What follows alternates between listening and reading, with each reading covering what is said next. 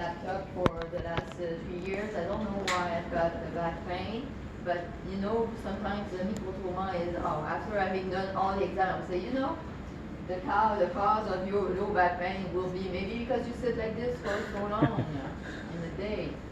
Putting tension on your sciatic nerve sheet, so which one, and having a poor posture, why do you have the back pain? This is part of microtrauma, you see. But then I need to keep in my head that I will have to look at the hips. Good? Next, pain site. What will be which structure can cause pain around the sacroiliac It's okay. joint? Yeah, if you want, you can put it more higher. Nerve roots. Like pressed or like in the discs. Okay. Anything else? Same site is on the SI joint itself. The sacroiliac joint itself, Yeah. so the joint itself, so And involving the capsule. Can be it can be on the buttocks as well, posterior thigh until the knee, posterior knee. Okay, but the question is which structure? Structure, okay. Structure. Any other structure? Ligaments or ligament capsule, it's the joint, it's all, for me it's all together. Sacrum is the sacroiliac, it's the joint, so not the bone by itself. Our bone needs a fracture, but let's just see how we group that. So it's a group of, the joint is, so the sacroiliac joint can give pain to the sacroiliac. Anything else? Yeah, okay, I will, we haven't talked about fascia, so I will leave it for later on. Just lumbar spine. The hip, lumbar spine. A lumbar disc. Okay, what else? Muscle. What else? Could it be just the corners of, like, as you said, bone fracture, dermatoiliac or Okay, but let's say they have been ruled out for serious pathology. It's not a red flag. A while ago in our group, we're not sure if there's like a capsule on the SI joint. Is there any capsule on the SI joint? Yeah, it is. There is? Every synovial joint has a capsule. The pubic symphysis, the arterial joint doesn't, it's a fibrous joint. That's another joint, but we're not talking about it. I was more looking at things like you've got, think about the pathology more than the structure. Yes, it's written the structure, but which pathology that you have learned that could cause sacroiliac pain that you should look for? Okay, let's keep it general. The sacroiliac pain can come from the sacroiliac joint. It can come from what? The lumbar spine. I was just looking for lumbar spine. You're too far. So lumbar spine, looking for lumbar spine. Then it would be refer pain. So any structure, any pathology that you have learned can refer pain. Any structure that is innervated can create pain. So mainly your hypo, your hypermobility, you may have a little disc, but the disc will not react the same way as something that looks like a sacroiliac. A disc, you're looking for pain that's centralized, peripheralized, pain with it's not the same pattern. But hyper from the lumbar spine could refer pain to the back. Okay? Do you remember one other structure that I said why you need to look at the spine and a little bit higher up at the spine? We are assessing until, as we are doing a lumbar spine assessment, it's from L5 up to T10, and there's a reason why we go to that T10. Yeah, the dorsal rami, just remember that the dorsal rami, we saw it yesterday, the dorsal rami of T10, of T12, can give pain around the iliac, around the PSIS, around the growing. So remember that you need to look as high up as T12 to see if that sacroiliac pain can come from that thoracolumbar spine. So it could come from L2, 3, 4, 5, but it can come from T12 versus via that dorsal rami. Okay? Then I need to do a lumbar spine assessment to identify what's the problem at the lumbar spine. Can it be a radicular pain? Not really. What is a radicular pain? Will it be at the sacroiliac? No. Where will it be? It follows the It will nerve. follow the dermatome. So most of the time below the knee. So following the dermatome below the knee, that's radicular pain. There's not, yeah, let's keep it this way. Good enough? Questions? Good. What's the pain pattern? If you look here, what's the pain pattern as you suspect a sacroiliac dysfunction? Weight bearing on the same side. Weight bearing on that leg. Yeah. On that side, I should say. Yeah. So weight bearing in a standing position, in a sitting position, in a supine position. Weight bearing on that side, they don't like it. It's stressed the joint and it's irritated. Anything else? Rolling in bed too. That goes with the leaning on that. Jumping, running.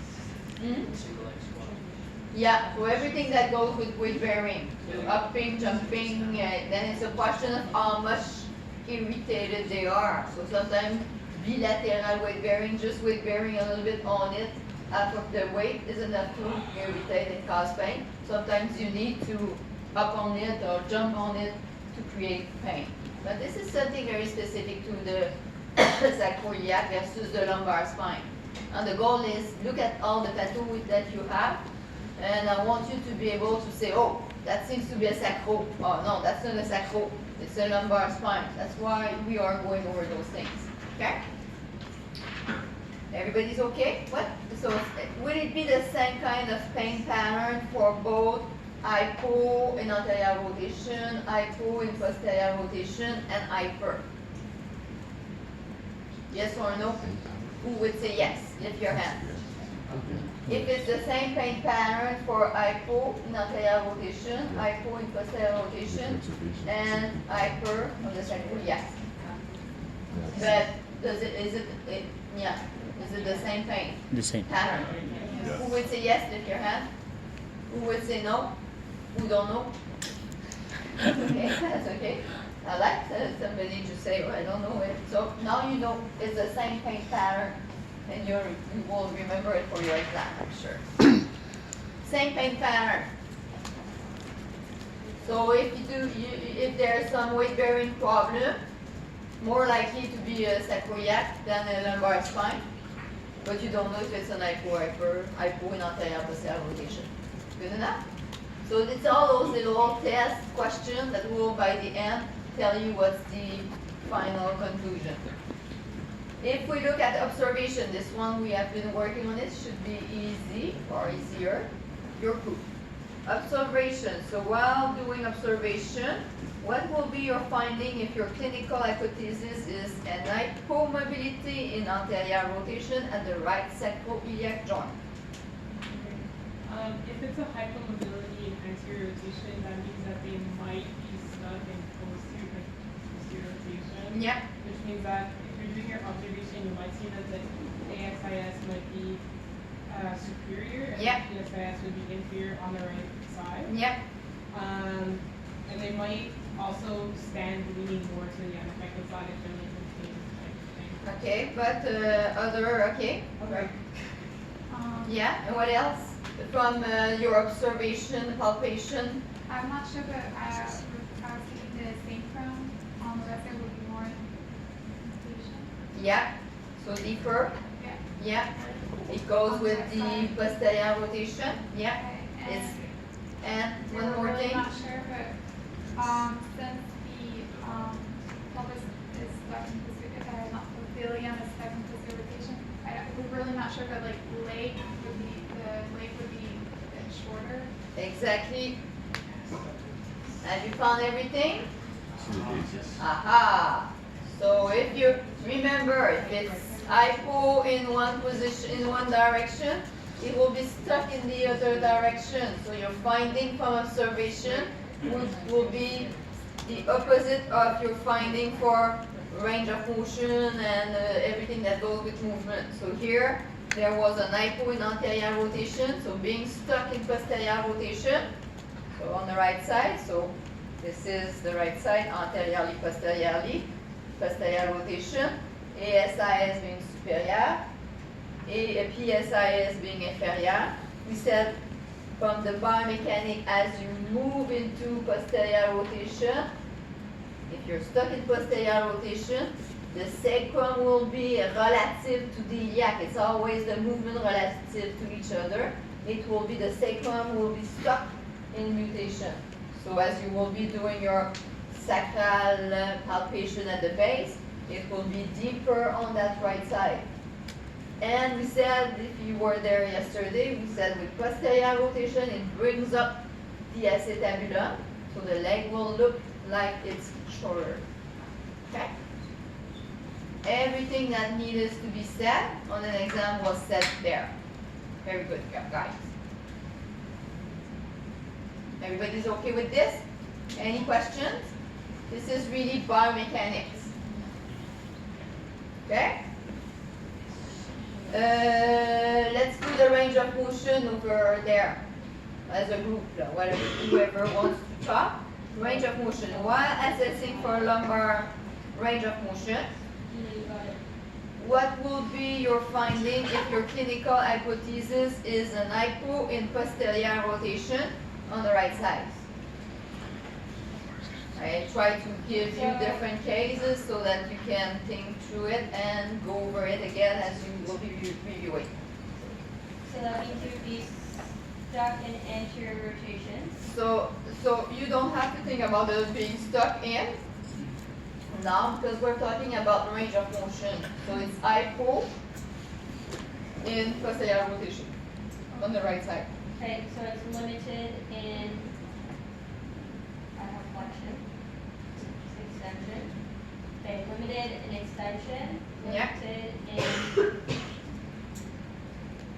right rotation, Yep. and right side flexion. Left side flexion. Which one? I'm not sure. That's fair enough. Anybody wrote something else? Everybody wrote extension? Decrease extension, so everybody agreed. Everybody wrote right rotation? Yeah? And don't forget that the sacro, it's the contralateral side flexion, so it's left side flexion, exactly. So remember, as you are looking for observation, you need to think about being stuck in. But when you're looking for movement, range of motion, PAs, we will be doing passive range of motion tomorrow, you need to look at the hypomobile direction. Okay? That's the only thing that can be confusing. And does the range of motion follow the same pattern as the lumbar spine? What do you think? What did we say? We said yes. We said no. We said no. That's why I got this. Okay, then let's go over it. So let's say you've got, let's start with extension. Okay, let's say, let's go over this one first. If you're stuck in, if you are hypo in posterior rotation, we said extension was limited. We said right rotation was limited, the left side flexion. And then you need to do it on yourself. So put your hands like we did yesterday. If you do extension, you can feel that both iliac are moving posteriorly. As I'm moving in right rotation, that's easy to feel that there's a posterior rotation on the right side, an anterior rotation on the left one. If you don't feel it, do it. If you don't remember it, do it on yourself. I don't mind. Then you need to remember side flexion is not that obvious. So do like a little side flexion and turn on the other side if you want, but it's on the contralateral side than the rotation otherwise. So if we look, we have said that for the lumbar spine, we are using mainly flexion extension and side flexion. Yeah. So if we're using extension, we have decreased extension, we have decreased rotation, decreased left side flexion, and the pain is on the right side. Okay, so if someone is coming with right side pain and extension being limited, you suspect something if it's the lumbar spine, which movement, which side would you suspect it will be flexion or extension? Extension, because extension was limited. Which side flexion? Right. Right side flexion. What was the side flexion limitation here? Left. Yeah. So you see, it doesn't follow the same pattern. Okay. So if it's a lumbar spine hypo, extension and right, let's on the right side, extension, right side flexion will be limited. If it's the sacroiliac, it will be extension, left side flexion, and right rotation. So that's a good thing to look for. So if the pattern is following a lumbar spine or a sacroiliac joint. Is it clear for everyone? Good? Yeah. Would you find that they would they like a lordosis or From observation, just the lumbar spine, yeah, like an observation, hypomobility and rotation? not necessarily. No, it's not that obvious. No. So yes, you are doing the PSI, yes. You may see a little twist sometimes, but see like a little torsion in the spine, but that torsion could be from muscle tension. So not being a significant to saying, oh yeah, there is a sacroiliac. It could be something higher up, giving some strange kind of shift or rotation, a side flexion of those things. Okay? Everybody's okay? PAs? The group back there? Which PA will be hypo if you've got an hypo in anterior rotation on the left in anterior rotation on the left sacroiliac joint. The left sacroiliac joint is hypo in anterior rotation. Which PA you will be doing to confirm your finding? So we've got a triangle. Ça écrit sous ça là-bas.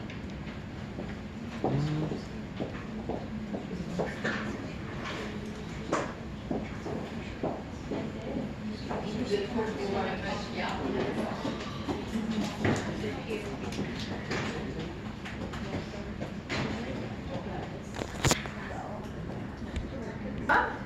Wow, very good.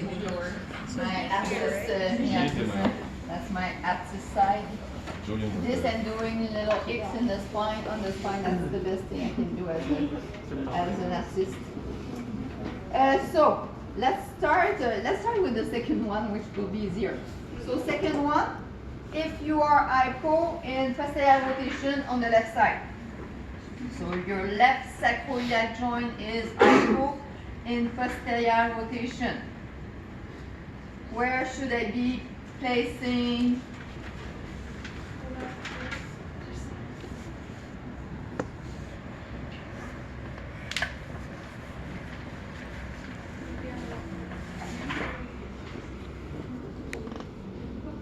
Okay. Anybody would write something else? Where should be the? Oh, that's I see some book. Okay. Anybody would write something else? Everybody agree with her? She's fast, thanks. She was faster than you guys. So what do you think? If you're hypo in posterior rotation goes with posterior rotation goes with mutation. Mutation, remember that's a closed pad position. You need some posterior rotation in mutation. That's one way you can remember it. So if you're hypo in posterior rotation, you can suspect that you're hypo in mutation. It's an hypo, same direction. So I will be assessing if there is an hypo on the left side, c'est-tu left side? Oui, hein? Left side. So I will be doing a PA at the base of the sacrum on the left side. Good job. Okay, I thought I was wrong. No, you were fine. You were just fast. Nobody could follow you. Too fast for the group. So what will be, so if you're hypo, so you need to differentiate between being hypo and being stuck in. So if you're hypo in posterior rotation goes with nutation. So the nutation will also be hypo. So if it's hypo in posterior rotation, it will be stuck in or fixed in anterior rotation. If you're fixed in anterior rotation, posterior rotation, anterior rotation, you will be at the sacrum, you will be fixed in which position on the left side? Contour nutation, so that left side will be more superficial or deep? More superficial. So as you will be looking at doing your observation, it will look like it's anterior, the iliac is anterior on the left side. So ASIS being inferior, PSIS being superior. This side will be more superficial. And I will be doing a PA to see if there is a nutation hypomobility.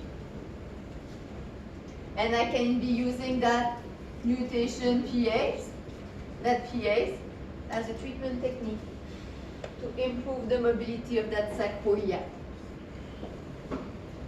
So, is it the sacrum that's not moving with the pelvis or the pelvis? It's one relative to the other. Both of them are not moving well relative to each other. And it moves like this. So it could be this isn't moving or this isn't moving. That's the same movement. Either moving the sacrum, the iliac, or moving the sacrum. Okay? This is the easiest one. If it's hypo, c'est in anterior rotation. Again on the left side. Left side. Anybody want to write down where they should be? So it's hypo in anterior rotation. So it should be hypo, so for the iliac. The sacrum will be hypo, so it's on the left side. So we know the problem is on the left side. It doesn't move into anterior rotation. So the hypo will be, When you do DK on the right side of the apex, yeah. Yeah, this is the way you see your patient. Okay? Anybody would say something else? Everybody agree? Yeah. Good job, guys. That's one of the hardest things you will have to do with the spine. Before we move to the thoracic spine. Can we do one more? I like those things. So your hypo in anterior rotation is that anterior rotation goes with contour nutation. So your hypo in anterior rotation, your hypo in contour nutation on the left side. But we said we cannot pull it on the left side. So we said the only thing we can do is push here to create a contour nutation. So as you are pushing here, it does this. So then, as I'm pushing here, it should be hypo versus if you compare it to the contralateral side. For some of you, it will be easier. For some of you, it will be difficult. Don't wait a day before the exam to go over it again. Do I need to repeat any of those things? Or you're fine? maybe once. Maybe once? Who said it? Okay.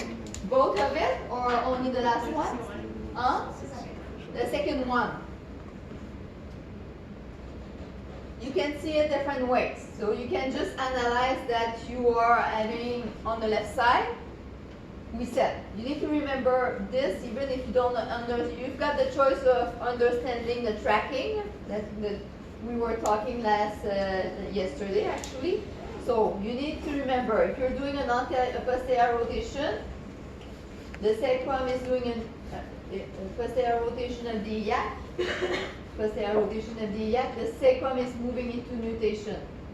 If you are doing an anterior rotation of the iliac, the sacrum is doing a contour nutation. So if you are hypo in anterior rotation, you will be also hypo in contour nutation. So contour nutation means that it doesn't move this way.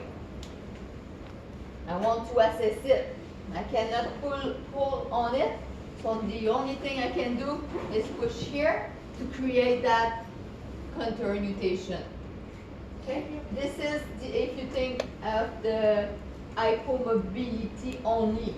Then if you think about the being stuck in, if it's hypo in contour nutation, it will be stuck into nutation.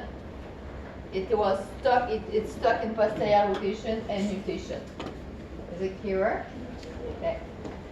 And then you will say, oh, I understand it. And then you say, oh, I'm all confused. And oh yeah, I understand. Oh, I'm confused.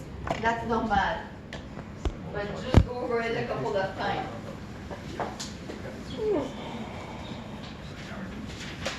That's the hardest part. And then name the biomechanical assessment test, because we're done. What's the biomechanical assessment? Let's do it together. What's the biomechanical assessment test for the sacroiliac joint? The pain provocation test, put them all together. You should know all names. So can you name them? 5 thrust. 5 tests. Aces, yeah. ASIS gap. Compression. ASIS compression. They can be put in the biomechanical assessment, but remember, they are part of the scan. On the other side, we were saying, why are they part of the scan? They are very old tests. That's one of the things. When I was a physio, we were a student, we were doing those tests. We were not having all those next tests. Okay, that's new tests. We just created different tests. And it has been shown that using cluster of tests, a group of tests, and making them positive as a group, increase the validity, reliability of those tests. Okay, so that's why. So the gap and the compression ASIS have been there for a long time. And we do it as ruled out. So often it might not be painful. That there are not the one that will come positive the most. So maybe that's why we are saying 3 of them needs to be positive. Usually needs a good strain, an important irritation, an arthritis condition for them to be positive. Okay? What's the other? The tight truss and the sacral truss. So remember, ASIS gap, ASIS compression. There's 2 thrusts, sacral truss, tight truss. Then you've got the gains now. Okay? What other biomechanical assessment? You haven't learned any other, so let's wait for tomorrow.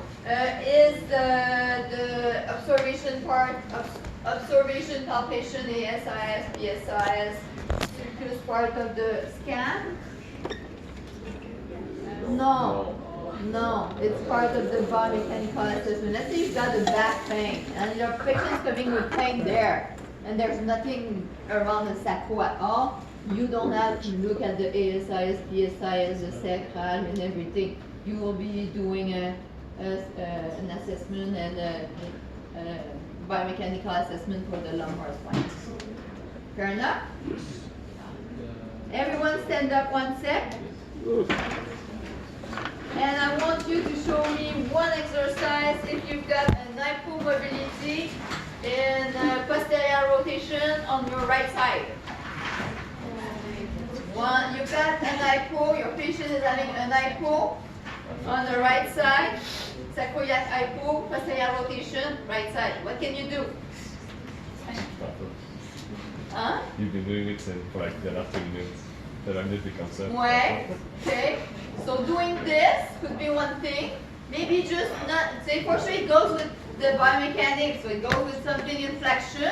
The only thing is if you are tight, let's say your hypo at the sacro and you've got a good hip movement, a good lumbar spine movement, maybe it might not be enough. An easy way for you to do it, an easy way, excusez-moi, je mets mon pied sur la table, ça devient pas personnel. An easy way to do it is on a chair, on a bed, doing it this way. Is it easy? So you're doing a posterior rotation on the right side, and since you are adding some anterior rotation on the other side, it lock a little bit more the sacroiliac on the other side, and it doesn't involve as much the lumbar spine, and you are at end range of the hip. So just doing this, maybe you'll have only movement coming from the hip, coming from the lumbar spine. You've got an hypo on the posterior rotation on the right side. You've got an hypo in anterior rotation on the left side. That's the test. Easy test, that's one of the easiest ones, best one to be done. I've been using it for many years. And don't complicate your life. If I'm asking you for a test, that's a good one to use. There's other. Make sure you're specific enough. If you're using too much just the lumbar spine, it will not be specific enough for the sacroiliac. Just remember, it's like a shoulder, and we'll be talking about the shoulder. As you move the sacroiliac, there's the hip, there's the lumbar spine, so there's so much tissue that can be moved, that can be compensated for. You need to be a little bit more in end range and be tight there. Hold it for 10 seconds, 10 times 10 seconds, something like that. Or anything you have learned in 550, that's fair enough for me. The situation was if you are having an hypo in posterior rotation on the right side. It could be for an hypo in posterior rotation on the right